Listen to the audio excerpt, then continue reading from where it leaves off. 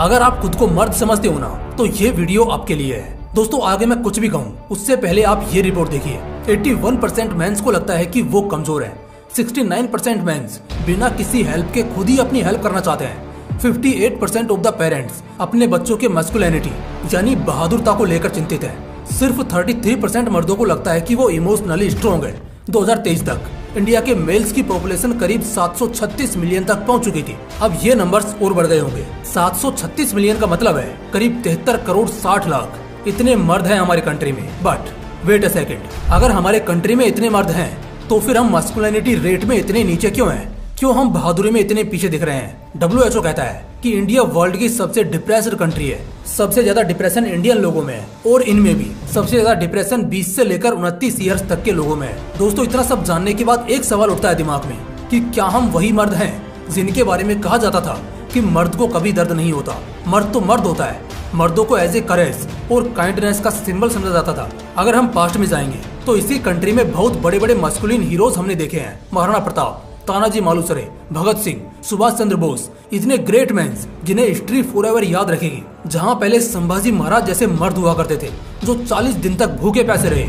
उनकी चमड़ी उतार दी, बाल नोच डाले, खाने को खाना और पीने को पानी नहीं दिया गया, मगर बावजूद इसके वो देशद्रोही ना बनते हुए अपनी मिट्टी के लिए शहीद हो गए। अगर आप ऐसे एग्जाम्पल्स ढूंढने बैठोगे तो आपको बहुत सारे एग्जाम्पल्स मिल जाएंगे। लेकिन अगर मैं पर्सनली एक बात सोचता हूँ कि यार क्या फर्क था उन मर्दों में और आज के मर्दों में? क्या वाकई में आज के मर्द इतने चीप हो चुके हैं कि उन्हें लड़कियां अगर जूतों के नोक के बराबर भी वैल्यू ना करें तब भी उन्हें सेल्फ रिस्पेक्ट की कदर नहीं होगी, फिर भी वो उस लड़की के पीछे जाएंगे और उसके सामने गली के कुत्ते तक बनने को तैयार हो जाएंगे। देखो ऐसा नहीं है कि हमारे पूर्वजों को या उन मेल्स को किसी फीमेल से अट्रैक्शन नहीं होता था या प्यार नहीं होता था, लेकिन उसकी एक बाउंड्री थी, एक मर्यादा थी। लेकिन आज ये सब बहुत वाहियात हो चुका है। बात सिर्फ लड़की की नहीं है, बात है सेल्फ रिस्पेक्ट की, एटीट्यूड की, ड्रीम्स और टारगेट्स की। दोस्तों आज का ये video literally one of the very important video होने वाला है। मैं कुछ बहुत ही क्रूशियल पॉइंट शेयर करूंगा जो हर मर्द को पता होने चाहिए और लास्ट में सॉल्यूशन भी दूंगा, तो वीडियो को मिस मत करना।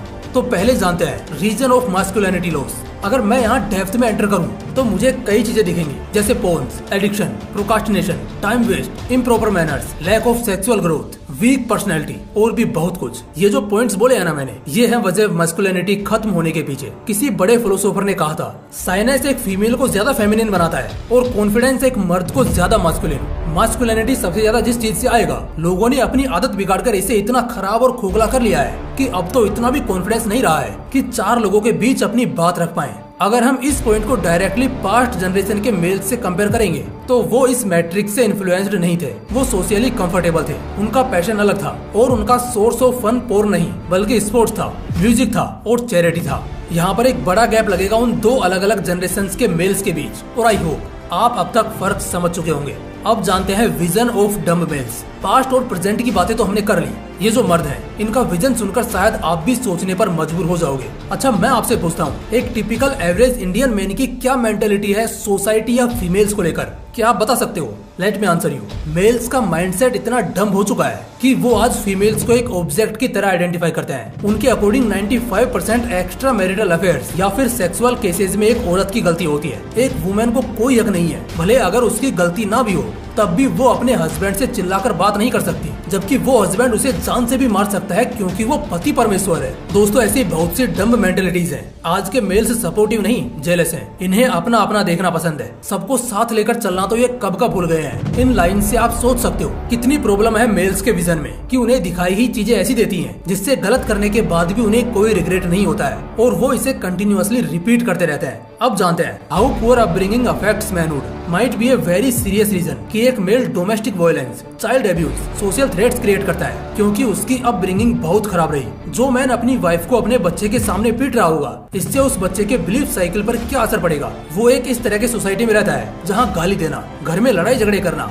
और नशे करना बहुत कॉमन है। इस एनवायरमेंट में अगर उसकी अपब्रिंगिंग होती है तो आपको नहीं लगता जब वही बच्चा अपने एडल्टहुड में आएगा तो शायद एक लेवल पर आकर ऐसे वाहियात एक्टिविटीज करेगा। That's the major problem. Males dumb और थ्रेट बनते जा रहे हैं क्योंकि उनकी अपब्रिंगिंग आइडियल स्टोरीज सुनकर नहीं बल्कि उन्हें वॉयलेंट एक्टिविटीज दिखाकर बड़ा किया जा रहा है। और ट्रस्ट मी, ये आगे के लिए बहुत डेंजरस होगा। नेक्स्ट है लैक ऑफ एजुकेशन। एजुकेशन सिर्फ अच्छे जॉब्स नहीं दिलाता बल्कि लाइफ को एक बेटर वे में जीने का पर्सपेक्टिव भी देता है। मैं अगर अपने प्रैक्टिकल एक्सपीरियंसेस की बात करूं तो मैंने खुद रियल लाइफ में लोगों को काफी ऑब्जर्व किया है। जो एजुकेटेड हैं उनके मैनर्स और अनएजुकेटेड के मैनर्स में बहुत फर्क दिखेगा। रेयर ही कुछ केसेस मिलेंगे जहां एक एजुकेटेड मैन डम्ब एक्टिविटीज करता मिलेगा, लेकिन वो भी शायद इसी वजह से क्योंकि उसकी अपब्रिंगिंग पुअर हो। अब कुछ लोगों के माइंड में क्वेश्चन आ रहा होगा कि इंडिया की लिटरेसी रेट 76% है। इनफैक्ट जिनकी एज 15 प्लस है उनमें से 86% लोग लिटरेट हैं। मतलब ऑन एन एवरेज 10 में से 8 इंसान तो एजुकेटेड हैं। फिर ये कैसे एक पॉइंट प्रूव हुआ? तो दोस्तों फर्क समझना जरूरी है। लिटरेट और एजुकेटेड होने में फर्क होता है। किसी भी स्कूल से 10th सर्टिफिकेट लेना या 10th तक की पढ़ाई कर लेना और खुद को बस नाम का पढ़ा लिखा दिखाना बहुत आसान है। सिर्फ आपको कुछ पढ़ना आता है या साइन करना आता है तो आप एजुकेटेड नहीं है। एजुकेटेड होने का मतलब है कि आपने कंप्लीट एजुकेशन ली है और आप उसका एग्जीक्यूशन भी जानते हो। फॉर एग्जाम्पल, क्लास में 80 स्टूडेंट्स हैं जो फाइनल एग्जाम्स में अपीयर हो रहे हैं। 80 के 80 स्टूडेंट्स इस बार क्लास में 10th से 11th में प्रमोट कर दिए जाएंगे। लेकिन क्या सबने कंप्लीट पढ़ाई की होगी? नहीं, कुछ ने तो चीट किया होगा और बहुत लोग बड़े कम मार्क्स से पास हुए होंगे। और इन 80 में से 10 या 15 लोग तो अब कभी पढ़ेंगे ही नहीं और अभी से 8 या 10 हजार की नौकरी के लिए भटकने लगेंगे। तो क्या आप सबको पढ़ा लिखा कहोगे? बस यही फर्क है जो मैं आपको समझाने की कोशिश कर रहा हूँ। दोस्तों वीडियो के इस पॉइंट तक हमने मेल्स के डम्बनेस के पीछे के जो रीजंस हैं उनका एक्सपोजर देखा। But what are the solution? क्या इतना काफी है? नहीं, हर बीमारी का रेमेडी होता है। उसी तरह इस प्रॉब्लम को सोल्व करने के लिए भी कुछ सॉल्यूशंस आइडेंटिफाई करने होंगे। तो आइए वीडियो के अगले कुछ मिनट्स में जानते हैं कि इस एक्सटेंडिंग मास्कुलिनिटी को कैसे बचाया जा सकता है और मेंस वंस अगेन वीक से स्ट्रॉन्ग कैसे ट्रांसफॉर्म हो सकते हैं।